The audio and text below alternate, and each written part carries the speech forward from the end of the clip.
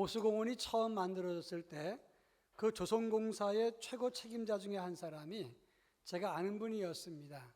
전에 부목사로 있었을 때 같은 교회 나갔던 교인이었습니다. 이분이 일산에 와서 가끔씩 저희 교회에 오기도 하고 저랑 대화를 했습니다. 자연적으로 호수공원 이야기, 공사 이야기를 많이 하게 되는데 그때 그분에게 제가 이런 말을 했습니다. 고양시에 호수공원이 있는 것은 참 잘하는 것 같습니다. 그런데 그 호수공원에 심어진 나무가 너무 적고 어려서 그래서 너무 초라할 것 같다, 그런 말씀을 했습니다. 그랬더니 그분이 웃으면서 하는 말이, 목사님, 어린 나무는 자라면 됩니다.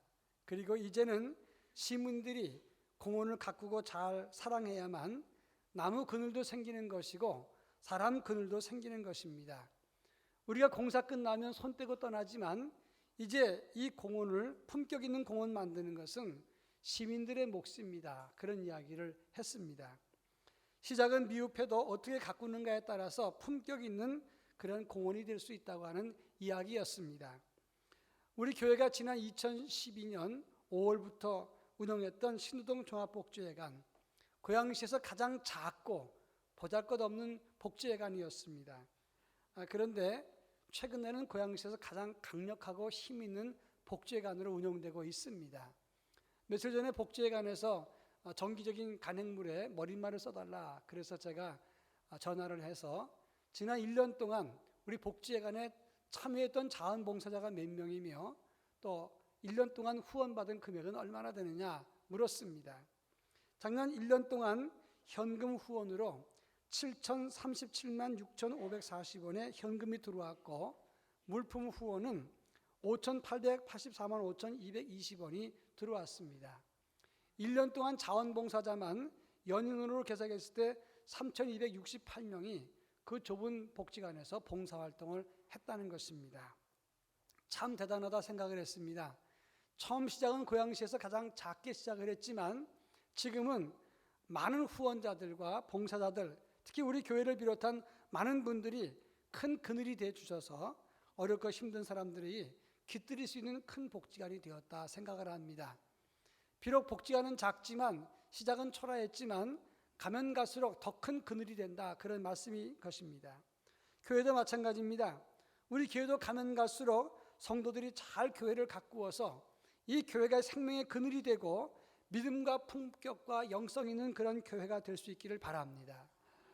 오늘 우리가 읽은 본문의 말씀은 초대교회 당시에 소아시아 지역에 흩어져 있던 성도들이 앞으로 다가올 시련과 환난을 예고했던 베드로가 그들에게 우리 모두 힘을 합해서 믿음을 지키자 권고한 말씀이 베드로 전서입니다. 그는 1장과 2장을 거쳐서 살아계신 하나님의 말씀을 통해서 거듭난 성도는 이제 악독과 기만과 외식과 시기와 비방과 그리고 육의 속성을 버리고 갓난아기처럼 신령한 젖을 사모하자.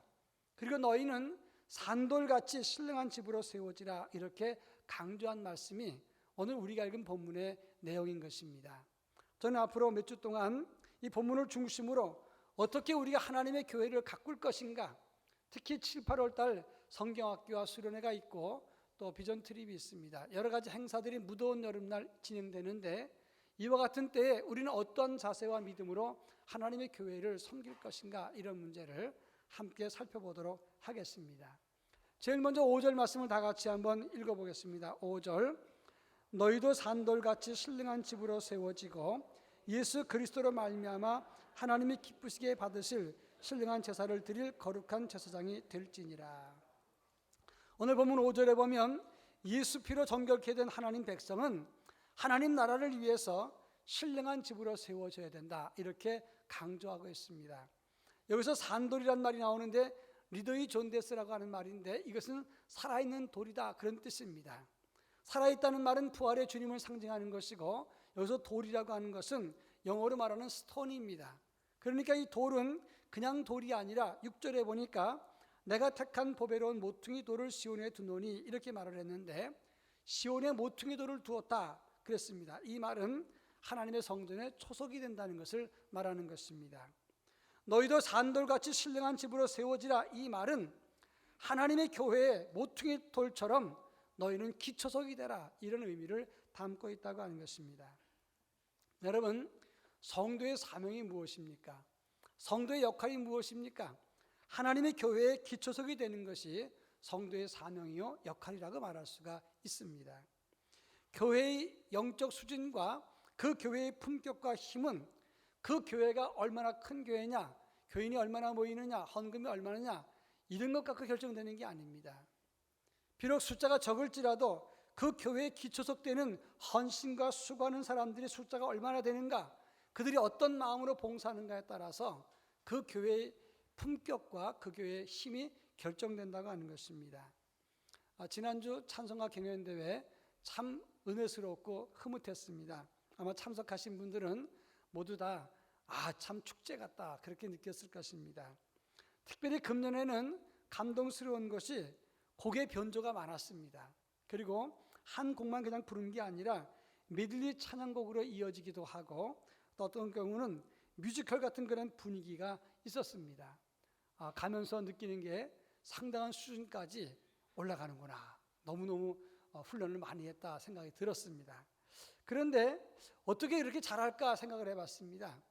단순한 이유 같지만 정말 거기에는 이유가 있었습니다. 누군가 기초를 구상을 잘했고, 그리고 거기에 협력을 잘했을 때 독창이든 합창이든 퍼포먼스든 뮤지컬이든 만들어지는 것이다, 그런 말입니다. 그런 의미에서 기초를 세운다는 것은 굉장히 중요한 일입니다. 성경의 예를 들어보자면, 여러분, 솔로몬이 성전을 지어서 하나님께 봉헌해 드렸습니다. 첫 번째 돌로 지은 성전입니다. 그런데 그 성전은 사실은 다윗이 성전 지을 기초를 닦아놨기 때문에 성전을 솔로몬이 아름답게 지을 수가 있었던 것입니다. 민수기를 읽어보면 이스라엘 백성들이 광야 40년 동안 행군할 때 그 행군에 제일 앞장서 있었던 것이 누굽니까? 하나님의 법궤요, 법궤를 맨 제사장들이 앞장섰던 겁니다. 근데 여호수아 3장 4절에 보면 너희와 그 사이의 가거리가 2,000규빗쯤 되게 하라 그랬어요. 2,000규빗이라는 것은 한 규빗이 46cm 정도 됩니다. 2,000규빗이 된다는 것은 약 900m, 쉽게 말하면 900m 조금 넘는데 1km가 조금 못 되는 거리입니다. 여러분, 이스라엘 백성들이 행진을 할 때 한 1km 정도 앞장서서 법궤를 맨 제사장들이 걸어갑니다. 그들은 무장되지 않았습니다. 그러면 짐승이나 아니면 적들이 찾아오거나 함정이나 아니면 여러 가지 난관이 있을 텐데 그들이 어떻게 앞장서서 갔습니까? 하나님의 법궤가 앞장서 갔을 때 하나님의 영이 임하고 하나님의 구름이 임했기 때문에, 그래서 그들이 먼저 길을 닦고 그 뒤에 안전하게 백성들이 걸어갈 수가 있었던 것입니다. 역대하서 20장에 보면 모압과 암몬과 마온 사람들이 연합군을 편성해서 유다 나라를 쳐들어옵니다.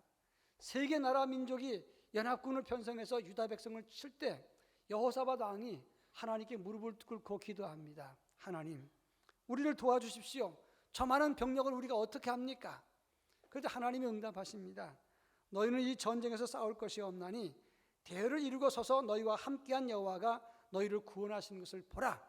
그리고 하시는 말씀이 맨 선두에 찬양대를 앞세우고 행진하라 그랬어요. 아니, 적들은 창과 칼과 방패와 화살과 병거를 가지고 쳐들어오는데 어떻게 이스라엘 사람들은 성가대를 앞세우고 행진하라고 하시는 겁니까? 그런데 그들이 찬양을 부르면서 전진했을 때 하나님의 영이 함께해서 저들을 망하게 만들었다, 이 말씀입니다. 무슨 말입니까? 하나님의 법궤든 찬양대든 누군가 앞서가면서 위험을 제거하고 길을 닦았을 때 그 다음에 백성들이 안전하게 그 뒤를 따라올 수가 있었다는 것을 말하는 것입니다. 그만큼 기초를 닦는 것이 중요한 일이고 그것이 어렵고 힘든 일이다, 그런 말씀입니다. 지그재글러는 인생의 고도를 결정하는 것은 그의 재능이 아니라 삶의 태도라, 이렇게 말한 바가 있습니다.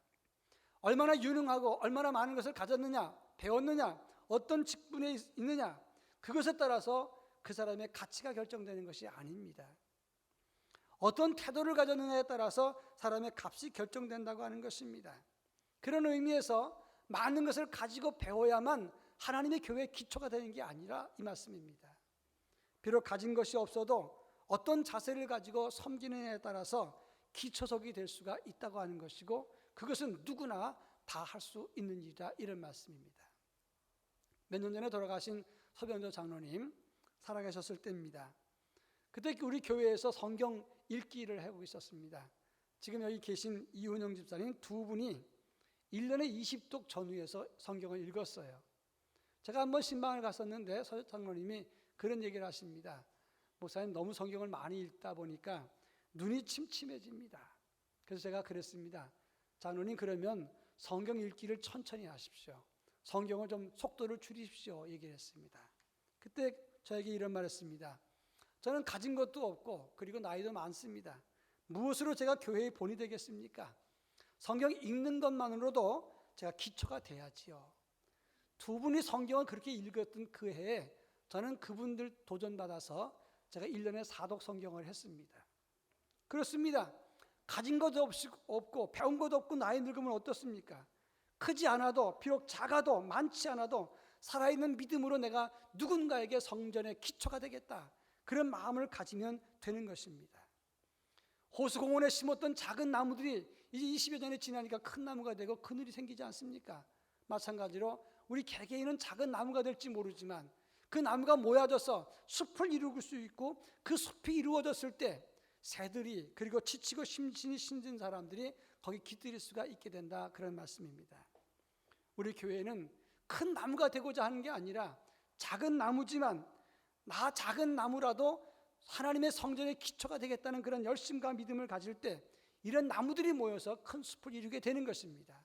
바라기는 우리 모두가 작은 면에서부터 성전의 기초가 될 수 있기를 주의 이름으로 축원합니다. 자, 그런가 하면 오늘 본문 6절에서 무엇이라고 말씀하고 있습니까? 6절 말씀 다 같이 한번 읽어보겠습니다.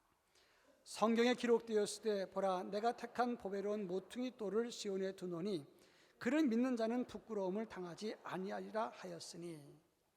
오늘 본문에 보면 시온에 든 모퉁이 돌이라, 그런 말씀이 등장을 합니다. 산돌이신 예수 그리스도, 그분이 성전의 모퉁이 돌이 되셨다, 모퉁이의 머릿돌이 되셨다, 성경이 그렇게 말하고 있습니다. 근데 시온에 든 모퉁이 돌이라는 말은 아크로고니아이온이라는 단어를 씁니다. 근데 이 말은 아주 의미가 있어요.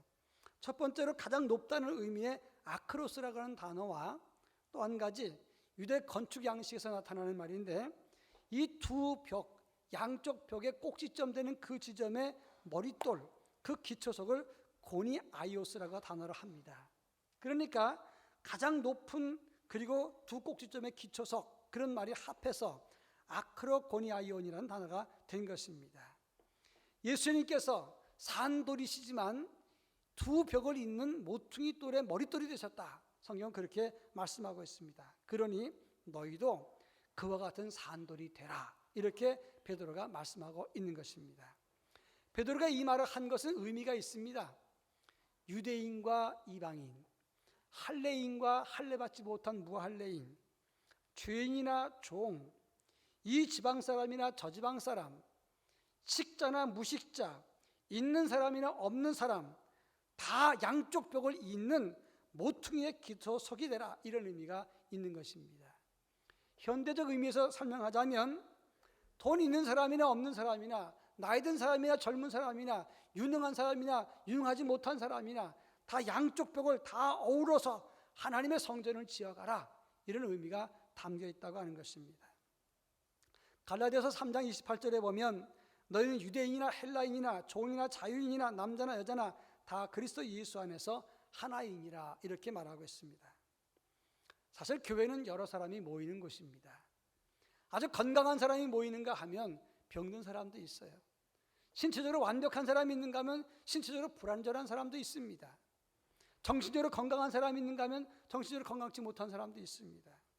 유능한 사람이 있는가 하면 무능한 사람도 있고, 여유가 많은 사람이 있는가 하면 여유가 없는 사람도 있고, 많이 배운 사람이 있는가 하면 배우지 못한 사람도 있습니다. 그러나 성공 실패를 떠나서 이 모든 사람이 다 어우러져서 하나님의 교회를 잘 구성하고 조화 있게 되어서 하나님의 나라를 바르게 섬기는 것이 하나님의 교회라, 그리고 우리 성도가 할 일이라고 성경은 가르쳐주고 있는 것입니다. 마태복음 1장 1절부터 17절까지 보면 예수님의 족보가 나옵니다. 여러분, 유대인들은 남자 중심입니다. 여인과 아이들은 숫자에도 세지 않았습니다. 그만큼 여자들을 우습게 봤습니다. 그 남성 중심의 족보에, 예수님 족보에 여인들의 이름이 5사람 들어갑니다. 3절에 보면 다말, 시아버지 유다와 관계를 맺어서 베레스와 세라를 낳았습니다. 5절에 보면 여리고 성의 기생 라합, 모압 여인 룻, 그리고 6절에 보면 우리아의 아내 바세바, 다윗과 부적절한 관계를 통해서 아이를 낳습니다. 16절에 보면 예수님의 어머니 마리아, 5분이 이름이 등장을 합니다. 남성 중심의 족보에 여자들의 이름이 올라간다는 것도 이례적인 것이지만 그 올라간 이름들을 보면 유대인이 아닙니다. 이방인도 있고 부적절한 사람도 있고 부족한 사람도 있습니다. 이 말이 무슨 말입니까? 모든 사람이 다 예수의 계보에 들어갈 수 있고 하나님의 성전의 구원의 반열에 들어갈 수 있다는 것을 말하는 것입니다. 그런 의미에서 교회는 이런 사람 저런 사람 다 어우러서 하나님의 교회를 완성해야 되는 것이고 그런 기초석이 우리가 되어야 된다는 것을 말하는 것입니다. 몇 년 전에 대전에 있는 어떤 교회에 제가 신앙 사경회를 인도한 적이 있었습니다. 대덕 연구단지 안에 있는 그런 교회인데 그 교회 갔더니 소문도 들었습니다마는 그 교회 안내하시는 분이 저한테 그랬습니다. 우리 교회 교인의 75%는 대덕 연구단지의 연구원과 교수들이고 박사들이다, 그런 얘기를 했어요. 제가 속으로 참 센 교회구나, 좋은 교회구나 생각을 했어요. 근데 그 다음 날은 안 하면 좋은데 그 다음 말을 했는데 우리 교회는 아무나 항전직이 되지 않습니다. 그래서 제가 속으로 그건 조금 불편하다 생각을 했어요. 그리고 이 교회는 박사님들이 많으니까 설교를 잘해야 되겠다 생각은 했어요. 그런데 낮 집회 끝나고 잠깐 쉬는데 그 교회 장로님이 목사님 낮 시간에 뭐 하십니까? 제가 대덕연구단지의 생명화학연구소의 소장인데 연구단지를 아무나 들어가는 게 아닌데 제가 이 패스카드가 있으니까 저랑 같이 구경을 합시다. 싫다는 사람 억지로 데려가서 생명연구화학단지에 갔습니다. 카드를 대니까 문이 척 열려서 들어갔어요. 근데 지금은 좀 덜합니다만 제가 안 먹던 음식을 먹으면 배가 살살 아파요. 그래가지고 그 교회 갔다가 집회 때 좋은 음식을 주니까 배가 아파가지고 급해서 화장실에 갔습니다. 최고 엘리트들이 모인 연구단지의 화장실이었어요. 저는 기대하고 들어갔는데 거기에 이렇게 앉았는데 큰 글씨로 써 있더라고요. 휴지뭉치, 생리대, 담뱃값, 헝겊이 이 변기에서 나왔습니다. 제발 넣지 말아 주십시오. 저는 깜짝 놀랐습니다. 아니 최고의 엘리트들이 모인 곳에 왜 이런 일이 생길까? 그리고 가만히 봤더니 화장실에 낙서가 있더라고요. 별 쓸데없는 낙서가 있더라고요. 제가 속으로 생각하기를 금수저 문 사람도 화장실이 마찬가지구나 생각을 했어요. 마찬가지입니다. 우린 다 마찬가지입니다. 많이 배운 사람이나 못 배운 사람이나 같습니다. 제 키는 1m 68입니다. 근데 조금 줄어서 1m 66이 됐어요. 달았습니다. 나이 먹으면 점점 준대요. 근데 우리 교회 인성한 목사님 1m 80입니다. 같이 서면 삼촌과 조카가 서 있는 것 같아요. 그런데 높은 비행기 꼭대기에서 내려다보면 그 키가 그 키입니다. 하나님이 다 필요해서 지으신 것이고 우리는 서로 조화를 이루어서 벽과 벽을 이어주는 역할을 해서 하나님의 성전 벽을 완성해 가라. 성경은 그렇게 말씀하고 있는 것입니다. 사람에겐 우뇌와 좌뇌가 있습니다. 이 우뇌는 지성 부분을 담당하고 있고 좌뇌는 사람의 감성 부분을 조절합니다. 그래서 사진 찍을 때 오른쪽으로 이렇게 돌려대면 지성적이고 약간 차갑게 느껴진대요. 왼쪽으로 이렇게 돌려서면 감성적이고 따뜻하게 보인답니다. 앞으로 제가 왼쪽으로 이렇게 서야 되겠습니다. 이 우뇌라고 하는 것은 신앙의 질서 그런 면에서 작동을 하지만 좌뇌는 신앙의 열심을 그것을 작동합니다. 어느 쪽이 더 좋은 것입니까? 어느 쪽이 좋은 게 없어요. 신앙의 질서와 원칙이 있다면 신앙의 감성도 있어야 되는 것입니다. 이것이 조화를 이룰 때 말씀과 경건과 열정이 함께하는 것이다, 그런 말입니다. 제가 지난주 찬송가 경연대회 때 너무 큰 은혜를 받았어요. 너무너무 멋졌습니다. 너무 참 좋았어요. 그런데 마지막 순간에 제 마음속에 들었던 하나님이 주신 생각이 있었어요. 그게 뭐냐면 앞으로 음치나 몸치도 많이 나왔으면 좋겠다. 그 찬양 부를 때 끼어 있으면 점수를 더 많이 주자 건의할 거예요. 특히 신체 장애나 정신지체 장애가 있을 때 참석하면 더 많은 점수를 줘야 된다고 생각을 했어요. 앞으로 건의할 겁니다. 우리는 이 벽과 저 벽, 이 사람과 저 사람, 이것을 다 어우르는 성전 모퉁이의 머릿돌이 되어야 되는 것입니다. 그래서 우리 가정에서나 교회에서나 우리 사회에서 이 사람 저 사람을 다 어우르고 품을 수 있는 모퉁이돌의 역할을 감당해야 된다 하는 것입니다. 이런 믿음으로 우리 교회를 세워갈 수 있기를 주의 이름으로 축원합니다. 마지막 세 번째, 그럼 모퉁이돌의 의미는 무엇인가? 오늘 6절부터 8절 말씀입니다. 6절부터 8절 말씀을 한 절씩 교독합니다. 6절 제가 있습니다. 성경에 기록되었으되 보라 내가 택한 보배로운 모퉁이돌을 시온에 두노니 그를 믿는 자는 부끄러움을 당하지 아니하리라 하였으니 그러므로 믿는 너희에게는 보배이나 믿지 아니하는 자들에게는 건축자들의 버린 그 돌이 모퉁이의 머릿돌이 되고 다같이 또한 부딪히는 돌과 걸려 넘어지게 하는 바위가 되었다 하였느니라. 그들이 말씀을 순종하지 아니함으로 넘어지나니 이는 그들을 이렇게 정하신 것이라. 아멘. 이 말을 설명합니다. 예수님은 산돌로 성전의 모퉁이의 머릿돌이 되셨습니다. 그것을 믿는 사람은 부끄러움을 당하지 않지만 믿지 않은 사람은 그 돌이 부딪히는 돌이여 걸러 넘어지는 바위가 된다고 말씀을 했어요. 무슨 말입니까? 예수님은 산돌이십니다. 그 돌은 보배로운 돌이라고 그랬어요. 보배롭다는 말은 티메라고 하는 헬라 말을 쓰는데 존귀하다, 귀하다 이런 뜻이에요. 예수님은 우리에게 귀하게 존귀함이 됐습니다. 그런데 그 존귀하신 예수, 산돌 되신 예수를 내가 믿으면 그를 믿는 자는 부끄러움을 당하지 않는다. 6절에 말씀했어요. 오늘을 제가 읽어드립니다. 허피스티온 에프 아우토 우메 카타이스 퀸테 이라는 말을 썼어요. 이 말이 무슨 말이냐? 저를 믿는 사람은 다급한 일을 만나지 않는다 그런 뜻이에요. 산돌 되신 예수를 믿고 그분을 따라갈 때, 나도 산돌된 그런 믿음을 가질 때 우리는 위기의 때를 만나지만 그것을 예수 안에서 극복하고 견고히 선다 그런 의미가 되는 거예요. 지선아 사랑해란 책이 있어요. 2000년 7월 30일 날 2대 4학년 다니던 이지선이라는 학생이 도서관 끝나고 돌아올 때 오빠 차를 타고 돌아왔어요. 그런데 음주운전자가 사고를 냈습니다. 7중 추돌 사건을 냈는데 그때 차가 불탔습니다. 그때 이 아이는 나오지 못했어요. 그래서 온몸에 전신의 55%를 3도 화상을 입었습니다. 7개월 동안 30여 번의 수술을 했습니다. 얼굴이 흉물이 됐어요. 예쁜 얼굴이었지만 얼굴이 망가졌어요. 너무너무 많이 망가졌습니다. 차라리 죽고 싶다 그랬어요. 너무너무 고통스럽고 아프니까. 근데 믿음으로 극복을 했습니다. 그리고 쓴 책이 지선아 사랑해라는 책이에요.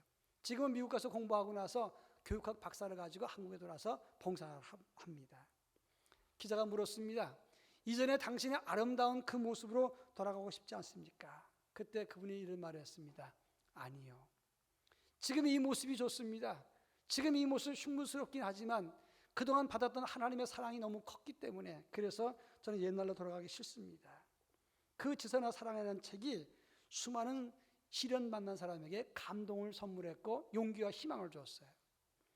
뇌성마비 시인이었던 송명이 그는 비록 몸이 정상적인 사람이 아닙니다. 그의 시나 찬송시를 들어보면 얼마나 많은 사람에게 용기와 희망을 주는지 모릅니다. 공통적인 특징이 뭡니까?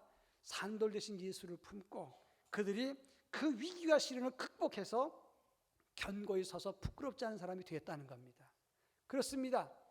산돌 대신 예수 그리스도를 믿는 사람, 우리도 산돌처럼 살아서 시련과 역경을 극복해서 사람들에게 당당하게 보일 수가 있게 되는 것입니다. 그런데 8절에 보니까 어떤 이에게는 산돌 대신 예수가 부딪히는 돌과 걸려 넘어지는 바위가 되었다 그렇게 말합니다. 이 말의 원뜻은 포행하는데 어려움 주는 방해물이다 그런 말이에요. 자, 산돌 대신 예수님이 안 믿는 사람에게는 걸림돌이 된다 이 말입니다. 설명하지요. 안 믿거나 세상 사람들은 예수님이나 복음이나 하나님의 교회를 보거나 신실한 성도를 볼 때 부끄러움 갖게 되고 그리고 송구스럽게 생각한다 이 말입니다. 예를 들죠. 마를린 몰로라고 하는 아주 유명한 여인이 있습니다. 그 여인은 배우였지만 예쁘게 생겼죠. 나는 여성으로서 가질 수 있는 모든 것을 가졌습니다. 젊음과 아름다움과 인기와 돈과 사랑, 하루에 수백 통씩 펜레터가 있었고 건강과 생기 다 가졌습니다. 부족함이 없습니다. 그런데 왜 나는 이렇게 공허하고 불행한지 모르겠습니다. 마지막 말이 중요해요. 특히 교회를 보면 더 불행하게 느낍니다. 왜 교회를 보면 더 불행하게 느낄까요? 안 믿는 사람, 불신 세상 속에 살아가는 사람들은 교회나 참 믿음을 보면 스스로 부끄럽고 초라하게 느끼고 송구스러워진다는 겁니다. 그래서 악을 행할 수가 없게 돼요. 그래서 걸림돌이 되는 거예요. 저랑 초등학교, 중학교 동창생이 있습니다. 동창 모임에 나오라 그랬는데 신학교 동창 모임에 나가도 옛날 초등학교, 중학교, 고등학교 동창 모임에 안 나갔어요. 근데 아주 오래전에 하도 나오라 그래서 모임에 나갔습니다. 근데 동창생들이 모여서 술 마시고 그러잖아요. 근데 뭐 술 그렇게 많이 마시진 않았는데 초등학교, 중학교 동창생인 그 친구가 술을 한 잔 먹고는 저 끝에 있는 저를 우정 찾아와서 목사님 미안합니다 그러더라고요. 제가 왜 나한테 미안할까? 지도 내고 지가 술 먹고 그 다음에 그냥 다 먹는 중에 한두 살 먹는데 왜 하필이면 저 끝에 있는 날 찾아와서 목사님 미안합니다 그런 말을 할까? 여러분 그렇지 않습니까? 친척들이 같이 모일 때 혹시 술 먹게 되면 여러분 찾아와서 장로님 죄송합니다, 집사님 죄송합니다 그런 말 하지요? 안 합니까? 안 하면 잘못된 겁니다. 그런 말 합니다 분명히. 그게 무슨 말이냐? 예수 잘 믿는 사람들 앞에서는 자기 살아가는 방식이 부끄러운 거예요. 세상 육신을 따라서 사는 것, 쾌락을 따라 사는 것, 그리고 세상 속에 살아가는 것이 부끄럽고 송구함을 느끼기 때문에 그래서 예수 믿는 복음, 교회, 그리고 예수님의 산돌되신 모습이 그들에게는 걸림돌이 되고 경고등이 된다 이런 말입니다. 우리는 산돌되신 예수 앞에서 그런 믿음으로 시련 속에서도 그것을 극복하는, 그것을 당당하게 이기는 믿음의 표적이 되어야 됩니다. 동시에 이 불신 세상에는 송구스럽고 미안함을 느끼게 하는 경고등과 같은 역할을 해야 된다 이런 말씀이에요. 고린도후서 2장 15절에 우리는 구원받은 사람에게나 망하는 사람들에게나 하나님 앞에서 그리스도의 향기니 망하는 사람들에게는 사망에 이르는 냄새요, 그리고 하나님의 복음을 믿는 사람에게는 생명에 이르는 향기가 된다고 했습니다. 똑같은 냄새지만 망하는 사람에게는 사망에 이르는 냄새가 되고 다른 사람에게는 생명의 향기가 되는 겁니다. 그렇습니다. 우리는 지금은 작은 나무들입니다. 초라한 나무들입니다. 그러나 그 나무가 모여서 성장하면 큰 숲이 되고 호수공원이 아름다운 것처럼 아름다운 교회가 될 것입니다. 그런 의미에서 우리는 각자가 개인적으로 다 작은 나무고 작은 건축자재일 뿐이지만 예수님처럼 산돌이 돼서 신령한 교회를 세우고 성도를 어우르고 이 세상 속에서 향기를 드러내는 하나님의 자녀로 살아야 된다고 하는 것입니다. 그런 교인들이 모인 교회는 아름다운 교회가 되는 것이고, 그런 교회가 많은 새들이 깃들인 숲처럼 지치고 힘든 사람을 품을 수 있는 그늘이 될 수가 있다고 하는 것입니다. 우리 각자가, 우리 교회가 그런 교회가 될 수 있기를 주의 이름으로 축원합니다. 기도하겠습니다. 사랑 많으신 하나님 아버지, 우리는 비록 초라한 작은 나무와 같지만 모이면 큰 숲이 될 수 있다는 것을 기억합니다. 지금은 작은 돌이지만 기초석이 되고 그 이 벽과 저 벽을 모을 때 아름다운 성전을, 신령한 집을 세워갈 수 있음을 고백합니다. 원하옵건대 비록 작지만 우리가 모여서 하나님 나라를 바르게 세워갈 수 있는 하나님의 건축자의 돌이 될 수 있게 도와주시고 건축 재료가 되도록 인도해 주옵소서. 그리고 우리가 비록 지금은 작지만 성장과 발전해서 큰 숲이 될 수 있도록 은혜를 더하여 주시옵소서. 예수님의 이름으로 기도합니다. 아멘. 말씀을 기억하며 328장 찬송하겠습니다.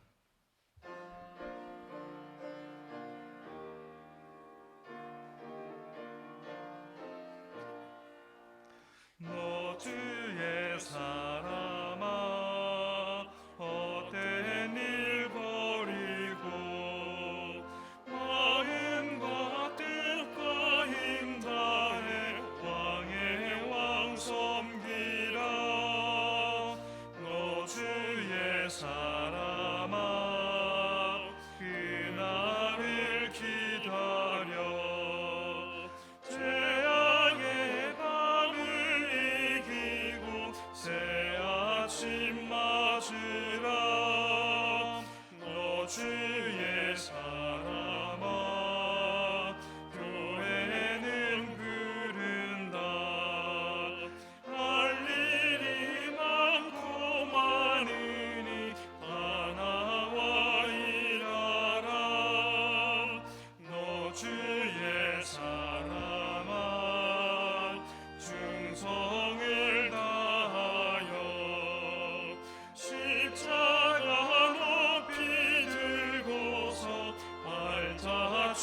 따르라.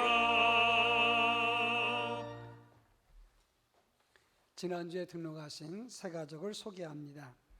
이현미 집사님 가자마을 704동에 사시고 유순원 권사님이 인도하셨습니다. 박주익 성도님 풍동에 사시고 이옥구 권사님이 인도하셨습니다. 우리 환영의 박수 부탁합니다. 주의 이름으로 사랑합니다. 주의 이름으로 사랑합니다. 형제 안에서 주의 영광을 보며 주의 사랑으로 사랑합니다. 주의 이름으로 환영합니다. 주의 이름으로 환영합니다. 자매 안에서 주의 영광을 보며 주의 사랑으로 환영합니다. 사랑 많으신 하나님 아버지 감사합니다. 지난 주간에 두 가정 두 분의 성도님이 등록을 하셨습니다. 이분들에게 은혜를 덧입혀 주시고 믿음의 부요함을 허락해 주옵소서. 주님을 만나게 하옵소서. 말씀을 통해서 깨닫게 하옵시고 말씀의 뿌리를 깊이 내리게 하옵시고 아름다운 성도의 교제를 가지게 하옵소서.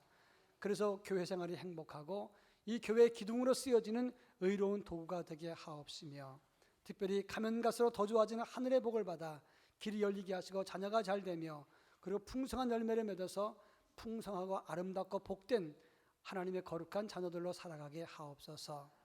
주님 간구합니다. 사랑하는 성도들 가운데 육신의 질병과 물질과 사업 때문에 고민하고 힘들어하는 성도들이 계십니다. 암병이나 오래된 질병이나 불치의 병도 고쳐주옵소서. 고칠 수 없는 병이라면 그것을 품고 다스리게 하시되 아프지 않고 장애받지 않고 힘들지 아니하며 주님 그 병을 통해서 하나님의 은혜를 깨닫게 하옵소서. 물질로 고생하는 성도들에게 물질의 여유와 넉넉함을 주시고 진로와 친학의 길이 막힌 젊은이들과 성도들에게 은혜를 베풀어 주어서 치유의 문, 친학의 문, 진로의 문이 열릴 수 있도록 역사해 주시옵소서. 그리고 특별히 지난 지역주민 초청잔치 때 왔던 많은 사람들 우리가 잘 관리하고 돌봐서 예수 만나게 하는 큰 역사가 나타나도록 도와주옵소서. 외국에 있거나 지방에 있거나 군에 가 있는 성도들도 지켜주시며 주님이 도와주시고 지켜주셔서 행복한 소식 주고받게 해 주옵소서. 예수님의 이름으로 기도합니다. 아멘. 함께 인사합니다. 사랑합니다. 존경합니다. 인사하겠습니다.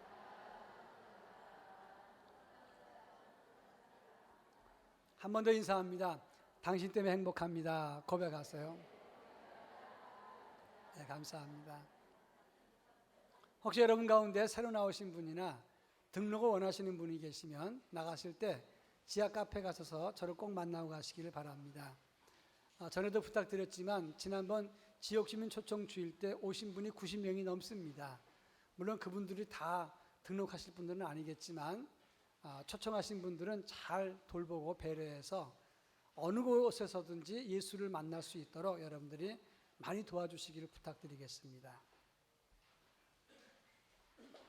다 함께 일어나셔서 오소서 진리의 성령님 찬양하신 후에 담임 목사님 축도로 예배를 마치겠습니다.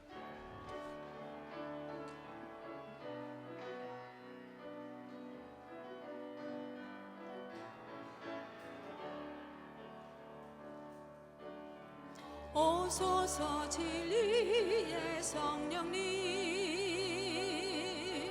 이 땅 흔들며 임하소서. 거짓과 탐욕 죄악에 무너진 우리 가슴 젊게 하소서. 오소서 은혜의 성령님 하늘 가르고 임하소서. 거룩한 불꽃 하늘로서 임하사 다르게 하소서. 주 영광 위에 부흥의 불길 타오르게 하소서. 진리의 말씀 이 땅 새롭게 하소서. 은혜의 강물 흐르게 하소서. 성령의 바람 이 땅 가득 불어와